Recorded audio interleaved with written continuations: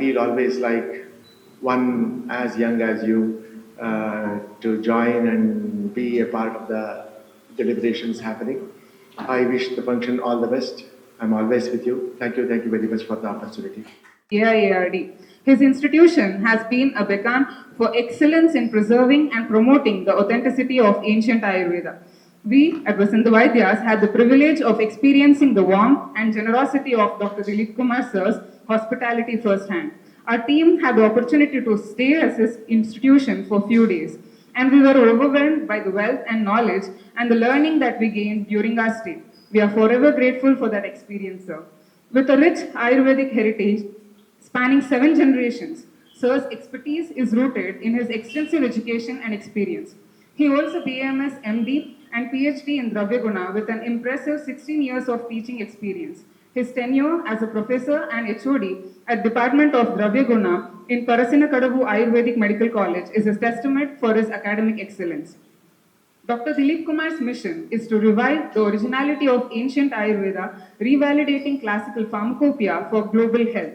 Through his work at AIARD, he is tirelessly documenting medicinal plants, exploring uncharted Ayurvedic classics, and conducting research to ensure the efficacy and safety of Ayurvedic treatments. What's remarkable about Dr. Dileep Kumar Sir's practice is that he uses 100% classical formulations dealt within Ayurvedic classics. With over 27 years of documenting the efficacy, safety, and usage of these formulations in modern health issues, he has successfully tapered or replaced the allopathic treatments in numerous cases. His expertise extends to critical emergency diseases like COPD, acute urticaria, skin conditions, and asthma. With an impressive total number of thyroid patients dealt so far, from 1999 to 2025 has reached up to 12,735 cases, and hypothyroidism cases is reached up to 7,216, and hypothyroidism at 884. Thyroiditis 1,011, multinodular goiter about 3,046. Recently, Dr. Dileep Kumar Sir has been nominated as an honorary professor at Kerala University of Health Science, a testament to his academic excellence and contributions to the field of Ayurveda. But what equally fascinates about Dr. Dileep Kumar is his passion for music.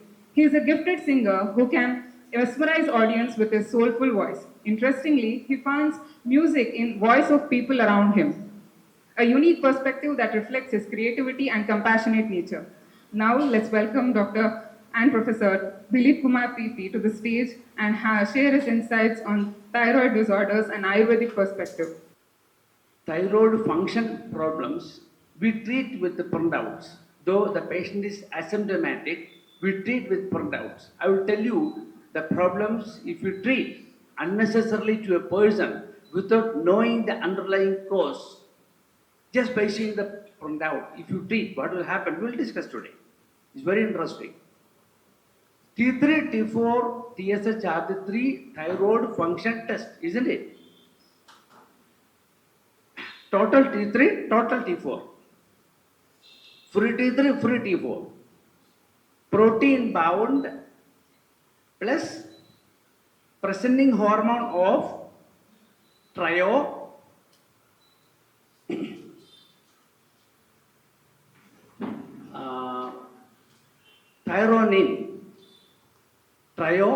Thyronin are T3. Thyroxine is T4. And thyroid stimulating protein, which is a glycoprotein, a hormone from the anterior pituitary, with a stimulus from hypothalamic thyrotropin releasing hormone. This all holds importance in day-to-day activities, including bathing. And what happened to these natural hormones if you keep a patient under synthetic levothyrox or levothyroxine? What is that tablet? I will tell you. And what will happen if you constantly give that tablet throughout years? What is supposed to occur? We will discuss today. And we have taught in our college Vedic wisdom. 4.5 years plus 1 year house service we have been taught Nidanam, Samprapti, Upadravam, Udarkam, isn't it? And Chikitsa Siddhantam, different types of Amam, and its application we have learned, and they have been taught us, gurus have been taught us, and we have passed with the distinction, first class, etc. Whatever. After completing in the house residency, we are totally going to a new thing. Am I right or wrong? After 4.5 years of learning, we are completely changing the scenario of practice in the house residency. Not at all related with the academy. Please try to understand what I say. It's a challenge. After the 1 year of house surgency, we are registering in a state medical council to become registered medical practitioners for treating the diseases what modernists claim as disease. Am I right? Yes. So what we have to do? We have not got any platform to apply our Vedic formulation for meeting modern diseases, for meeting the challenges in modern diseases, where only public come as patients. Am I right? Yes. Public come as patient. Public picturized as disease in totally different way than what we have been taught in the colleges. Am I right? Yes. And the Nidhanam, which you have learned in the Ayurvedic classics, are not at all using for instructing the patient as Padhyam. Am I right? Prashosha Trishta Kattamla Ravanadi Vidahi Kodra Uddalik Chanes Tabdita Resevidahi in Deklavitam, Duma Bukhada Resata Deva Vyama Rushan the Revanasha exam etc. in Asam. Sorry, that one Asya Sukham Sapna Sukham, the Deen exam over the Aluvarisam, I am saying in Prameham. Virithaha Chastasam Mandagan. So these all we have been taught, we have learned, but we are not telling the patient to avoid these when the patient is presenting a symptom death in our classes, because we have not been trained in that way. And we instruct the patient, only the local people say, especially the doctors and other traditional healers, folk healers, what they say. If I am a vegetarian, I say don't take vegetarian to the patient. Though patient is having wholesomeness or samyam, as having non-vegetarian daily, please try to understand what I say. These are the facts I have met the challenges in my practical life of Ayurveda. And when Panchakarma need to be used, Doshaha Kadachit Kupinta Jita Lankana Vadarehi Jida Samshodhana Resham Najasam Purulbhavaha. Majority of the people coming now, since some decades in the independent India, especially after globalization in 2000, people are coming to every clinic because of toxicity. So I have already given a paper to circulate. You can take the printouts later, dear Dr. Bhavan, because that article is taken from, it's a compilation from the National Library of Health. We got it from the American Thyroid Association, ATA. So that article clearly say involvement of phytotoxins, cytotoxins, aflatoxins, many more, erythrocin C in the nuts, okay, and fruit poisoning, organophosphorus poisoning, endless number of toxins people are happily, innocently consuming in the Vyavahara Lokam. So, almost all diseases around us is because of toxicity. Actually, nobody is diseased in a sense. All are healthy, but we purchase death because we are rich. Because we are rich. Yes? After 1 or 2 decades, we have only money, we'll have only money to eat. We want have good food to eat. That's why the scenario becoming worsening. So, now, going to the, I think you might have understood the general spectrum of understanding thyroid diseases.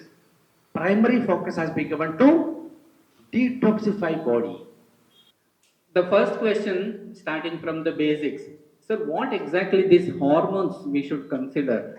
Some say hormones are a part of Agni, it is an Agni.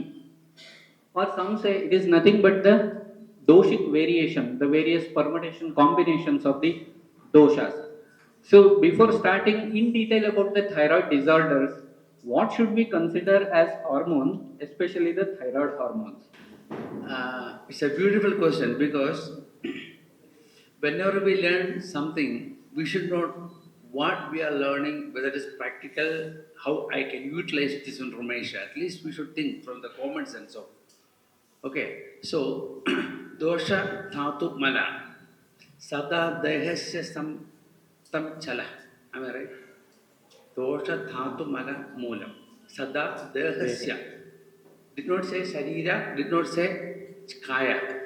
Dehasya sada dihyate upachiyate. It's a metabolic body always are in need of dosha dhatu mala.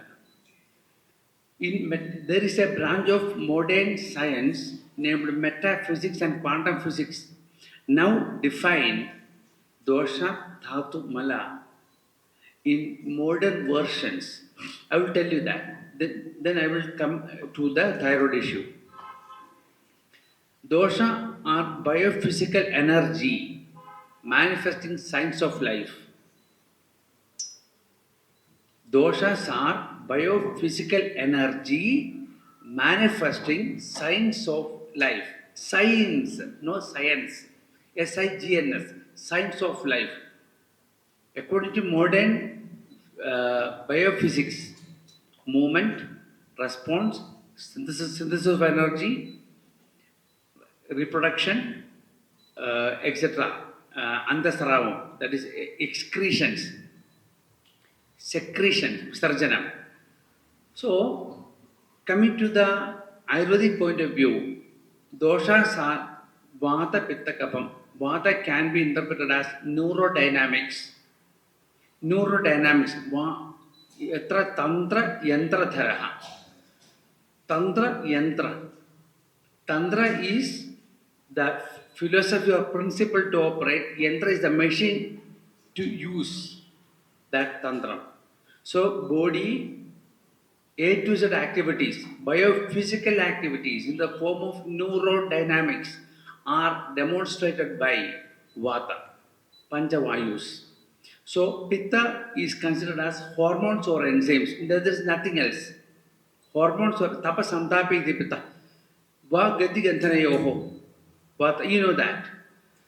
So, Pitta, tapasantape, any material that has heat and making a heating adjacent thing by a process called exothermal reaction in biochemistry is already termed as pitta, which is actually called as enzymes or hormones. Enzymes participate in exocrine reaction or endothermic reaction. Hormones play a role in exothermal reaction where heat energy is liberating after the chemical reaction. So ultimately, temperature, it's a play of temperature, game of temperature, utilization of temperature, burning with the temperature called oxidation for the synthesis of energy. Ultimately, pitta is considered as hormones or enzymes.